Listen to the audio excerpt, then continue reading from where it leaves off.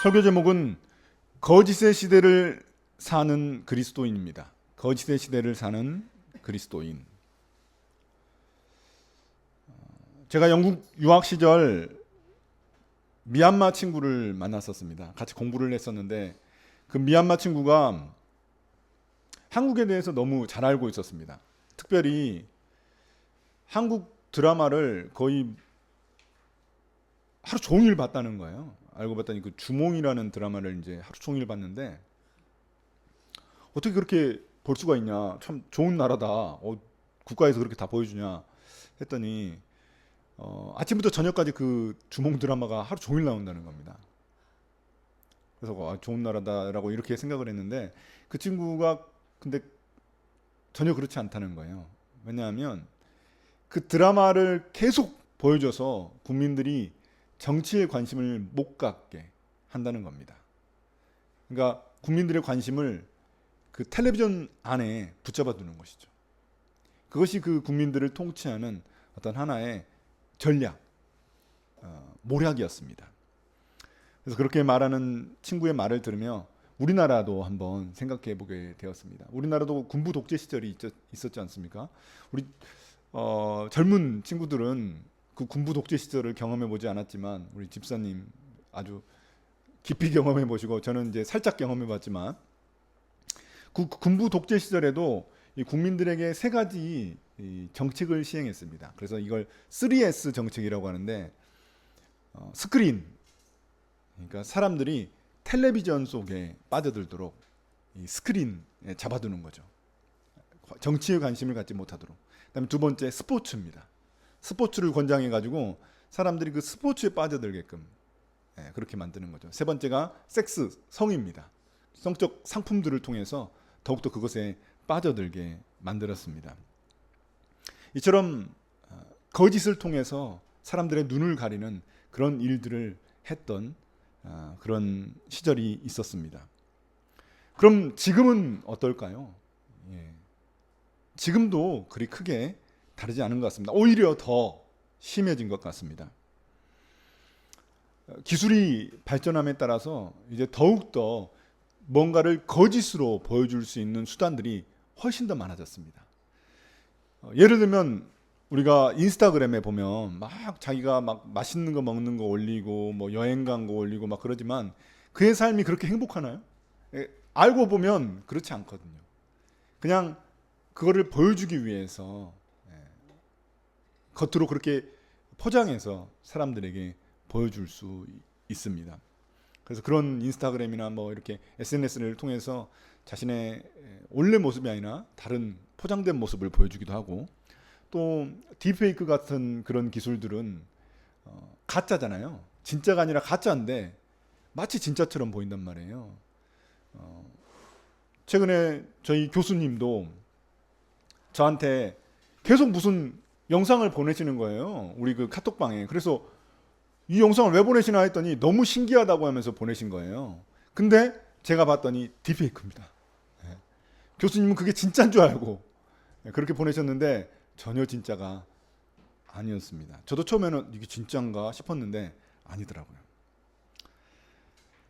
그래서 너무나 요즘 시대에 넘쳐나는 게 가짜 뉴스입니다. 유튜브에도 보면은 누가 사망했다, 뭐 사망합니까? 잘 살고 있는데 사망했다는 뉴스가 너무나 많이 넘치고 있고 뭐 가짜 뉴스가 너무 넘치죠.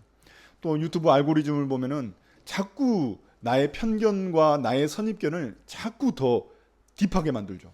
더 아주 심각하게 왜곡시키는 올바른 정보를 왜곡시키는 그런 거짓이 판치고 있습니다.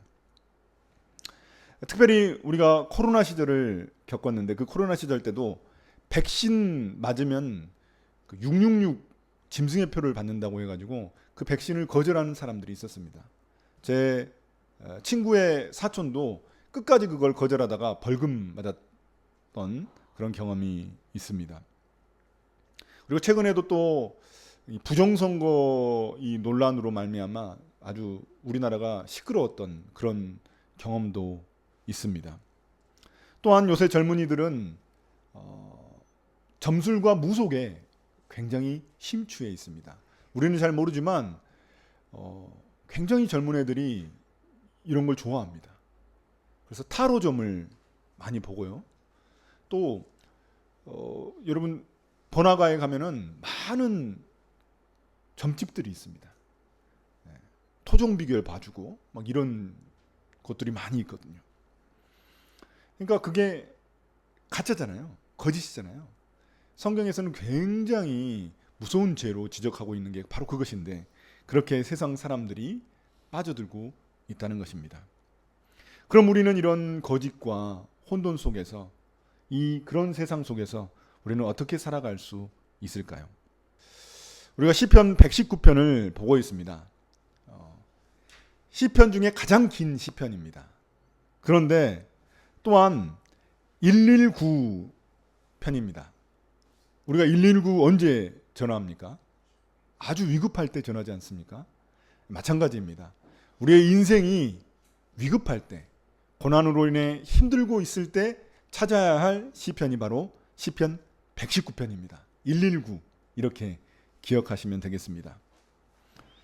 우리가 지난주에도 이 시인의 상황을 보았습니다. 이 시인이 얼마나 절박한 상황 가운데 있는지 보았는데 오늘 말씀에서도 이 시인의 상황이 드러납니다. 161절 보면은 악한 권력자가 거짓으로 이 시인을 핍박하고 있습니다.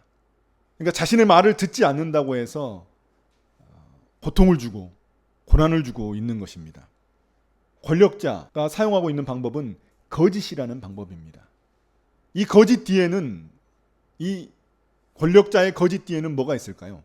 사탄이 있습니다. 왜 사탄이 있냐면 사탄은 성경에서 거짓의 아버지이자 살인자라고 말하고 있기 때문입니다. 요한복음 8장 44절에 보면 사탄을 거짓의 아비이자 살인자, 죽이는 자라고 말하고 있습니다. 우리의 영혼을 죽이는 자이죠. 그래서 이 거짓 뒤에는 반드시 사탄의 역사가 있습니다. 우리가 인류 최초의 죄가 발생했던 에덴 동산을 한번 보시면 거기에서도 사탄이 뱀으로 가장해서 그래서 아담과 하와를 속입니다. 그때 어떻게 속입니까? 하나님의 말씀을 왜곡합니다. 왜곡이 바로 거짓입니다. 하나님의 말씀을 왜곡해서 아담과 하와를 속입니다. 그로 말미암아 이제 그 아담과 하와가 하나님과 관계가 깨어지고 그 다음에 에덴 동산에서 쫓겨나게 되는 것이죠. 이 거짓은 관계를 깨트립니다. 성경에는 거짓에 대한 이야기가 계속 등장합니다. 우리가 구약에서도 거짓 예언자들이 등장합니다. 분명히 이스라엘이 망조가 들었는데 이스라엘이 자신들의 죄악으로 말미암아 우상 숭배로 말미암아 망하게 생겼는데 거짓 예언자들은 평안하다 평안하다 하면서 거짓말을 했거든요. 그로 말미암아 하나님의 심판을 받고 이스라엘은 멸망하게 됩니다. 구약뿐이겠습니까? 신약에도 이 거짓의 이야기는 등장합니다. 아나니아와 삽비라 이야기도 있지만 또한 바울이 계속해서 신약의 그 서신서에서 다투고 있는 사람들, 싸우고 있는 사람들이 누굽니까? 거짓 교사들입니다. 거짓 복음을 전하는 사람들, 교회에 몰래 들어와서 교회를 혼란하게 하고 거짓 복음을 전하는 그런 거짓 교사들입니다. 그러니까 성경은 결국 거짓과 대항하는, 거짓과 싸우는 그런 사람들의 이야기를 쓰고 있다고 또 볼 수 있습니다. 그처럼 거짓은 굉장히 우리의 믿음을 약화시키는 주범입니다.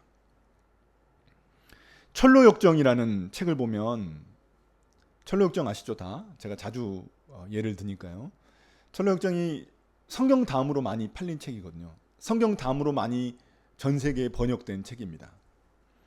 이 철로역정이라는 책에 보면은 크리스찬이 이제 천국을 향해 계속 여행을 가는데 이 크리스찬의 여행을 방해하는 사람들이 등장합니다. 그 중에 이 세 명이 등장하는데 그 세 명이 누구냐면 거짓, 속임수, 외식입니다. 외식은 위선이라고 말할 수 있습니다. 거짓, 속임수, 외식입니다. 이 친구들이 크리스찬이 천국에 가는 데 있어서 계속 방해하잖아요. 우리의 삶도 마찬가지인 거죠. 이 크리스찬의 삶이 우리의 삶이니까 우리가 천국으로 향해 나아가는 데 있어서 방해하는 세력들이 바로 거짓, 속임수, 그리고 외식입니다. 위선입니다. 특별히 위선이 우리가 거짓이라고 여기지 않을 수 있습니다. 속기 굉장히 쉽습니다. 위선은 누군가를 의도적으로 속이는 건데 겉과 속을 다르게 해가지고 속이는 것이기 때문에 깜빡하면 속일 수 있는 그런 죄입니다. 그러나 이 위선은 신앙의 이름으로 포장된 욕망에 불과합니다. 그러니까 우리가 뭔가 자신의 욕망을 감추고 겉으로만 경건한 척 보이는 자기 의를 드러내는 것이 바로 이 위선입니다. 그래서 예수님도 그 위선자들과 대항하셨죠. 그 위선자들이 바리새인과 서기관들, 종교 지도자들이었습니다. 그러나 이 위선이라는 게 굉장히 위험한 이유는 뭐냐면 우리의 거짓 자아와 참 자아가 있는데 이 거짓 자아가 계속 위선을 우리가 드러내게 되면은 이 거짓 자아가 참 자아를 점령해 버리고 맙니다. 지배해 버리고 맙니다. 그러면 어떻게 됩니까? 자기 스스로도 속아 버립니다. 우리가 뭐 이단 사입이나 이런 사람들 보면은 그 사람들이 계속 거짓말을 하는 것처럼 보이지만 자기 스스로는 믿고 있는 거예요. 자기가 메시아라고 믿고 자기가 뭐 엄청난 힘을 가진 사람이라고 스스로 그렇게 믿어버립니다. 그러니까 거짓 자아가 참 자아를 점령해 버린 것이죠. 그러니까 위선을 계속 겉과 속이 다른 것을 계속 보여주다 보면은 이런 현상에 빠지게 된다는 것입니다. 그래서 위험한 것입니다. 우리가 이 거짓 뒤에 숨어 있는 사탄의 전략을 보면은 훨씬 더 교묘하다는 것을 알 수 있습니다. 사탄의 거짓 전략은 두 가지입니다. 첫 번째는 거의 진실에 가까운 거짓으로 우리를 속입니다. 거의 진실에 가까운 거짓. 95%의 진실과 5%의 거짓. 이걸로 우리를 속입니다. 그것이 사탄의 첫 번째 전략입니다. 예를 들면은 참기름도 99%의 참기름과 1%의 독을 섞는 거죠. 그런 식으로 사탄은 우리를 속입니다. 그러니까 100% 거짓이라면은 쉽게 드러날 수 있습니다. 근데 거짓을 살짝 넣기 때문에 우리를 속이기 훨씬 더 쉬운 것이죠. 또한 사탄의 전략은 진실의 전부를 드러내지 않고 일부만 드러냅니다. 그래가지고 마치 전부를 보지 못하게끔 그 중심만 보게끔 만들어줍니다. 진실의 일부분만 소개하고 일부분만 드러내고 전체를 드러내지 않는 것도 거짓입니다.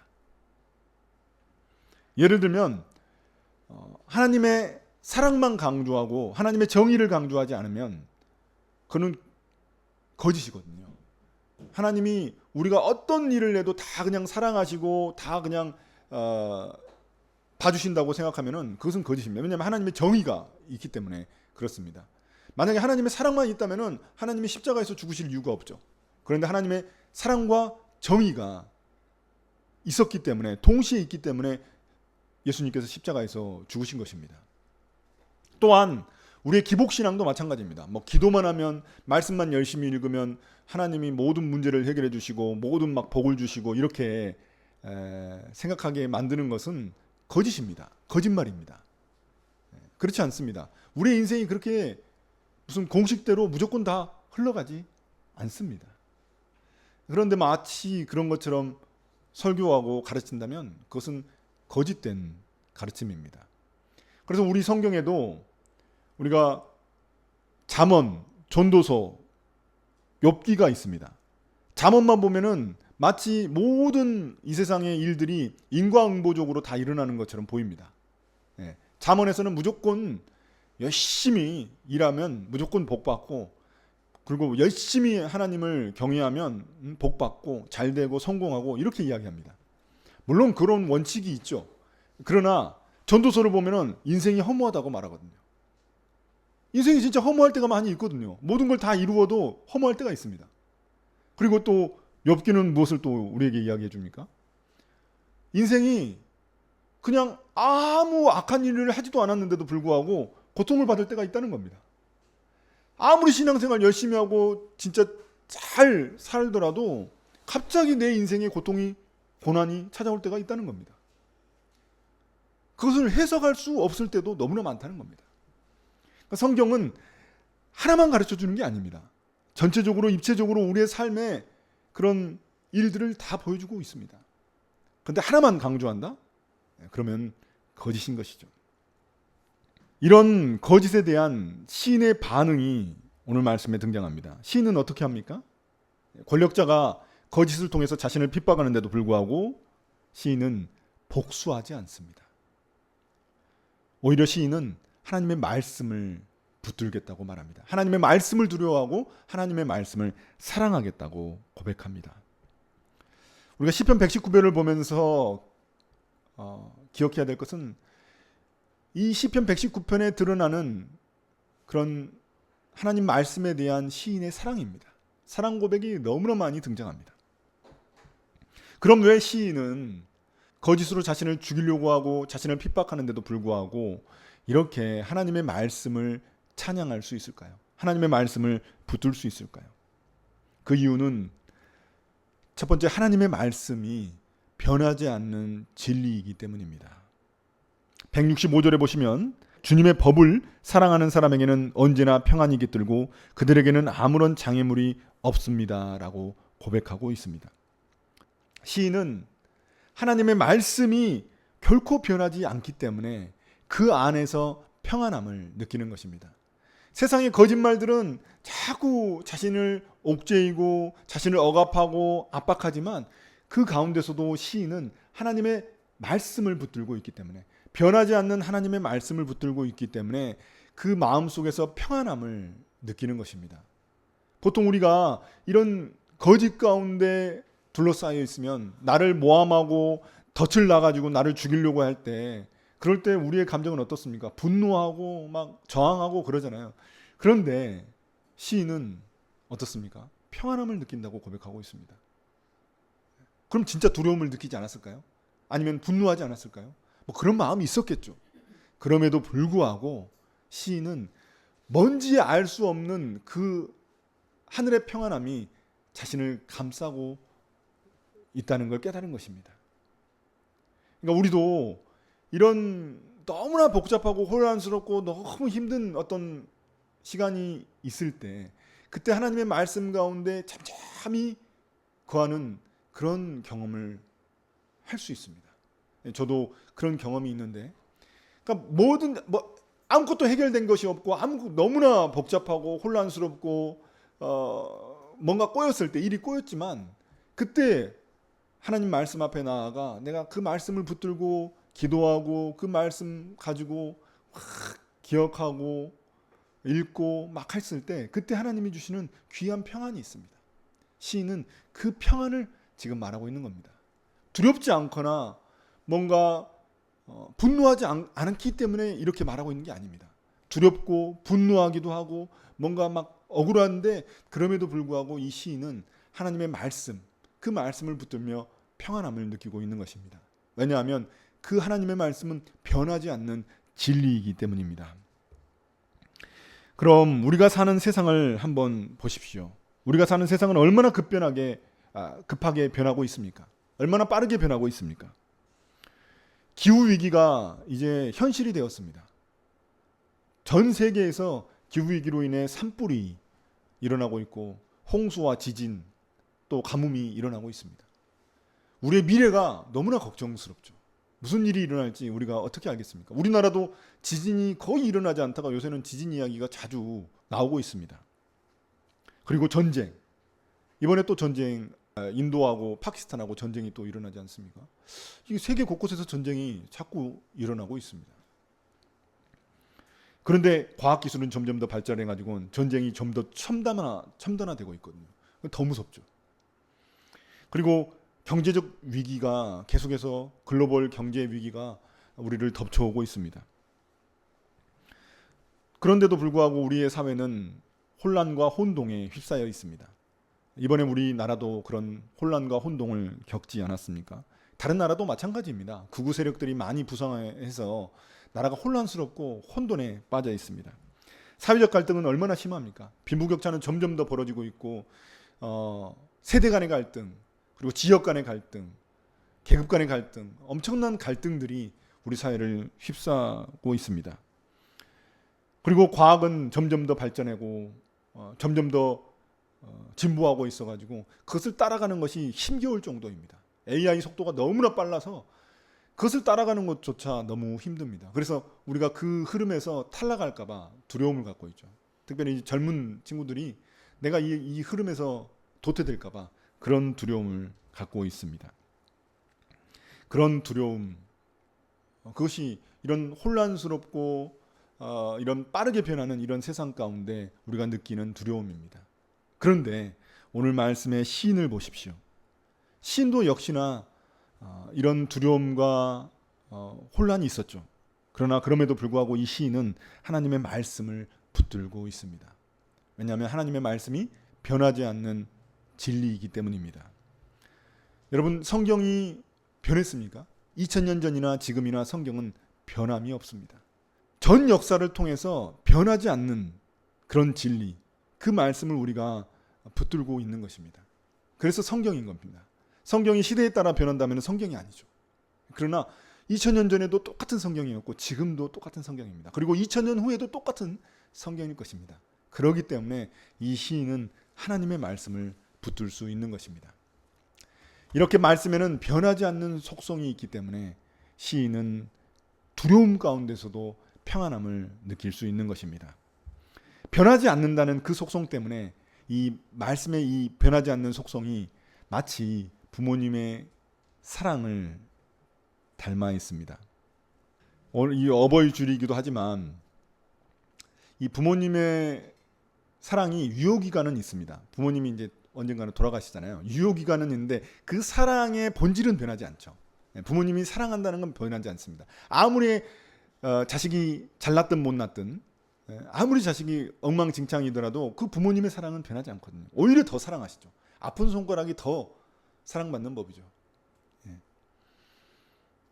그게 이제 마치 이 하나님의 말씀과 닮아 있는 것입니다. 제가 나 혼자 산다를 예전에 한번 봤는데 거기 이제 박나래 이야기가 나오더라고요.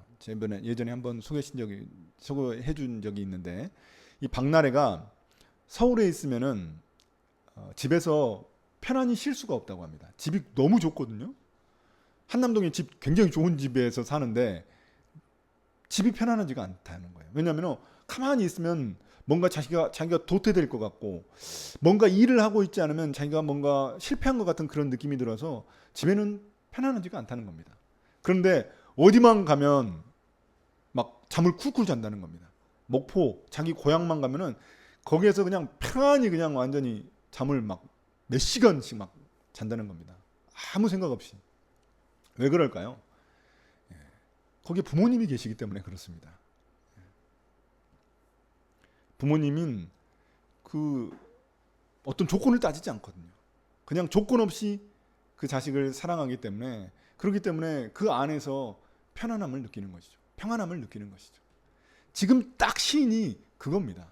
하나님의 말씀이 변하지 않기 때문에 그 변하지 않는 속성 때문에 평안함을 느끼고 있는 것입니다. 그러나 여기서 그치지 않습니다. 시인이 평안함을 느끼는 또 다른 이유가 있습니다. 그것은 뭐냐면 이 시인이 하나님의 말씀을 하나님처럼 여기고 있습니다. 시인에게 하나님의 말씀은 하나님 그 자체입니다. 여러분 보십시오. 시인이 막 하나님의 말씀을 마치 인격적으로 대하고 있습니다. 사랑하고 찬양하고 막 붙들고 막 달고 오묘하고 막 이렇게 고백하고 있습니다. 왜냐하면 그 하나님의 말씀을 하나님 존재 그 자체로 보고 있기 때문입니다. 보이지 않는 하나님을 우리가 어떻게 경험할 수 있겠습니까? 하나님의 말씀을 통해서입니다. 시인에게 말씀은 곧 하나님입니다. 시인에게 말씀은 단순한 자신의 삶의 지침서가 아닙니다. 시인에게 하나님의 말씀은 하나님을 경험하는 통로입니다. 하나님을 만나고 하나님을 경험하는 통로인 것입니다. 물론 시인이 이렇게 부르짖는다고 해서 시인의 상황이 변한 것은 아닙니다. 여전히 고통과 핍박 가운데 시인은 있습니다. 그래서 시인은 때로는 너무나 낙심하기도 하고 절망하기도 합니다. 시인이 막 엄청난 막 완벽한 인간처럼 보이잖아요. 근데 그렇지 않습니다. 마지막 구절에 보면은 너무나 어이없게 시인이 뭐라고 고백합니까? 나는 길을 잃은 양처럼 방황하고 있다고 고백합니다. 고난과 핍박이 그렇게 견디기 쉬운 게 아닙니다. 그래서 시인은 자신이 길을 잃어버린 양처럼 너무나 방황하고 낙심하고 절망하기도 한다고 고백합니다. 그러나 중요한 것은 시인이 거기서 그치지 않는다는 것입니다. 시인은 그것을 딛고 일어납니다. 다시 일어납니다. 그것이 중요한 것입니다. 그래서 시인은 그 고난과 핍박 가운데서도 다시 일어나서 하나님의 말씀을 붙들고 하나님을 찬양합니다. 하루에 7번씩 찬양합니다. 7이라는 숫자가 완전수이지 않습니까? 그러니까 시인이 그냥 하루 종일 하나님을 붙들고 하나님을 찬양한다는 그런 고백입니다. 물론 우리가 일상을 살아가면서 이렇게 하기는 쉽지가 않습니다. 그러나 지금 이 시인이 이렇게 하는 이유는 삶에 풀 수 없는 그 고난이 찾아왔기 때문입니다. 그래서 시인은 자신을 구원해 달라고 하나님께 간절히 외칩니다. 그의 구원의 외침을 한번 들어볼까요? 주님, 나를 깨우쳐 주십시오. 주님, 나를 건져 주십시오. 주님, 나를 도와주십시오. 주님, 나를 찾아주십시오. 시인에게 우리가 119편을 볼 때 두 가지 요소가 계속해서 반복 등장합니다. 뭔가면 하나님의 말씀에 대한 그의 고백, 신앙 고백, 그리고 그의 기도입니다. 고백하고 기도하고 고백하고 기도합니다. 하나님은 어떤 분이십니다. 하나님 저를 구원해 주십시오. 하나님의 말씀은 너무 달고 오묘합니다. 하나님 그 말씀으로 저를 도와주십시오. 계속해서 이런 고백과 기도가 등장합니다. 시편 119편은 우리에게 기도의 모델을 제공하기도 하는 것입니다. 시인은 거짓이 판치는 세상 속에서 하나님의 그 말씀의 정의를 붙듭니다. 하나님의 말씀이 정의로운 말씀이기 때문에 그 말씀대로 모든 일들이 결국 이루어질 것을 알기 때문에 기도하는 것입니다. 정의의 하나님께서 그 모든 일들을 바로잡아 주실 것을 믿기 때문에 그 말씀을 붙들고 기도하는 것입니다. 우리도 세상 살아가다 보면은 거짓 일 때문에 억울한 일을 당할 때가 있습니다. 나는 그렇지 않았는데 그냥 억울한 일을 당할 때가 있거든요. 그럴 때 우리 그리스도인들의 태도는 무엇이어야 할까요? 복수하는 것이 아닙니다. 그 하나님의 신원을 기다리고 하나님이 나를 구원해 달라고, 하나님 저를 구원해 달라고 이렇게 시인처럼 외치는 믿음이 필요한 것입니다. 이제 오늘 말씀을 마무리하려고 합니다. 사랑하는 성도 여러분, 우리 인생에도 고난의 때가 반드시 찾아옵니다. 살다 보면 힘들고 어려운 때가 반드시 찾아옵니다. 사람마다 다 그 정도의 차이는 있을지라도 반드시 그 시간이 찾아옵니다. 그럴 때 여러분 성경에서 어디를 펴야 될까요? 119 시편 119편을 펴십시오. 거기에는 그 시인의 엄청난 고백과 그의 간절한 기도가 동시에 들어가 있습니다. 말씀을 붙들라고 계속해서 우리에게 외치고 있는 거죠, 시인이. 자기의 그 고난의 고백이지만 결국 우리를 향한 고백이기도 합니다. 우리 보고 그렇게 하라고 그렇게 말하고 있는 것입니다. 시인이 이런 거짓과 고난 속에서도 핍박 속에서도 평안함을 유지할 수 있었던 그 비결은 무엇입니까? 두 가지입니다. 하나님의 말씀은 변함없는 진리이기 때문입니다. 아무리 세상이 변하고 아무리 세상이 혼란스러워도 하나님의 말씀만큼은 변하지 않기 때문입니다. 그리고 두 번째, 그 하나님의 말씀이 바로 하나님 자신이기 때문입니다. 말씀을 통해 시인은 하나님을 만나고 있는 것입니다. 우리가 살아가는 세상은 거짓과 혼돈 속에 있습니다. 그러나 그 거짓과 혼돈 속에서도 흔들리지 않는 길이 있습니다. 그 길이 바로 말씀입니다. 우리가 고난의 때, 정말 그 고난을 겪을 때 시편 119편을 기억하십시오. 말씀으로 돌아가는 것만이 우리가 살아갈 수 있는 길입니다. 그것을 기억하는 우리가 되기를 소망합니다. 요한복음 8장 32절은 우리에게 이렇게 말합니다. 진리를 알지니 진리가 너희를 자유롭게 하리라. 예, 맞습니다. 그 하나님의 말씀이 진리이고 그 진리가 우리를 자유롭게 할 줄 믿습니다. 그런 우리가 되기를 예수님의 이름으로 축복합니다.